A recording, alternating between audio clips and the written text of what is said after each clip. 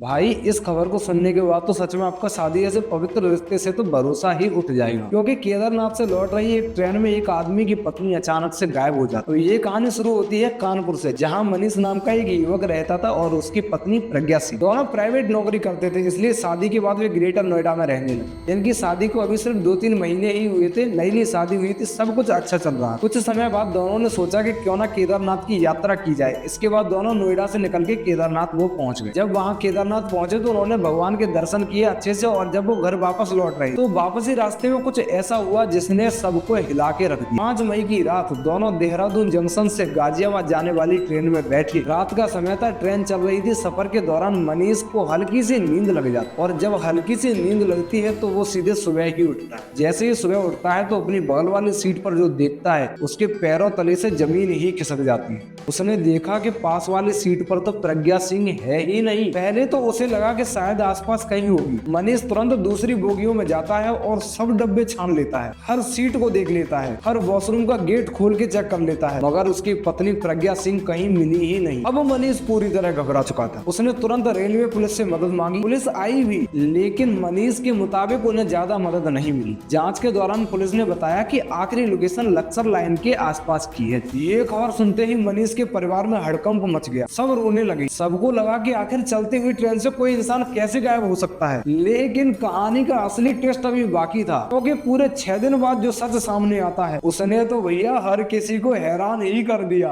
दरअसल प्रज्ञा सिंह तो ट्रेन से गायब हुई ही नहीं थी। 6 दिन बाद प्रज्ञा सिंह बेगूसराय में मिलती है। जब पुलिस ने उससे पूछताछ की तो भैया उनके जवाब सुन के तो सब कोई हैरान ही रह गया, क्योंकि प्रज्ञा ने बताया था कि केदारनाथ से लौटते समय उसकी मनीष से बहुत ज्यादा लड़ाई हो चुकी थी और झगड़ा इतना बढ़ गया था कि तभी उसने ठान लिया था कि अब उसे अपने पति को सबक सिखाना है। और इसी गुस्से में आधी रात को वो एक अनजान स्टेशन पर उतर जाती है। फिर सामने खड़ी एक दूसरी ट्रेन में बैठकर वो सीधे बिहार के बेगूसराय में पहुंच जाती है। लेकिन कहानी का सबसे बड़ा सवाल यहीं से शुरू होता है, क्योंकि जब प्रज्ञा बेगूसराय में पहुंची तब तक उसे पता चल चुका था कि उसके गायब होने की खबर जो है हर जगह फैल चुकी है। पूरा परिवार परेशान हो गया था। पुलिस तलाश कर रही थी, घर वाले रो रहे हैं, फिर भी उसने एक कोशिश ना की कि वापस घर को चली जाए। प्रज्ञा ने बताया कि केदारनाथ से लौटते वक्त उसके अपने पति मनीष से बहुत जोरदार लड़ाई हुई थी। वो अपने पति को सिर्फ एक छोटा सा शौक देना चाहती ताकि उसकी लड़ाई करने की आदत चली जाए। उसने तो ये भी बताया कि उसने ये सारी बातें अपनी माँ को फोन करके बता दिया था कि मैं बेगूसराय में हूँ और एकदम सुरक्षित हूँ। इसके बाद उसकी माँ पहुँचती है पुलिस स्टेशन और पुलिस को पूरी बातें बता देती है कि अभी उस समय उसकी बेटी बेगूसराय में है और वो सुरक्षित है, कृपया करके उसे ढूंढ लो। फिर पुलिस पहुँच जाती है बेगूसराय और पूरे 6 दिन की मेहनत के बाद प्रज्ञा सिंह को ढूंढ करके कानपुर वापस लाया जाता है। बाद में पुलिस ने बताया कि इन दोनों के बीच में जो लड़ाई है वो शुरुआत से ही चली आ रही है, जब ये केदारनाथ की यात्रा के लिए जा रहे थे, मगर लड़ाई इतनी ज्यादा बढ़ चुकी थी कि मामला यहाँ तक बढ़ गया। लेकिन भैया सवाल अभी भी वही है कि प्रज्ञा सिंह को अगर ये पता चल चुका था कि उसने एक गलत कदम उठा लिया है और मामला इतना बड़ा बन चुका है, फिर उसने उसी दिन वापस आने की कोशिश क्यों न की? आखिर वो पूरे 6 दिन बेगूसराय में अकेले क्यों रही? क्या ये सिर्फ एक गुस्सा था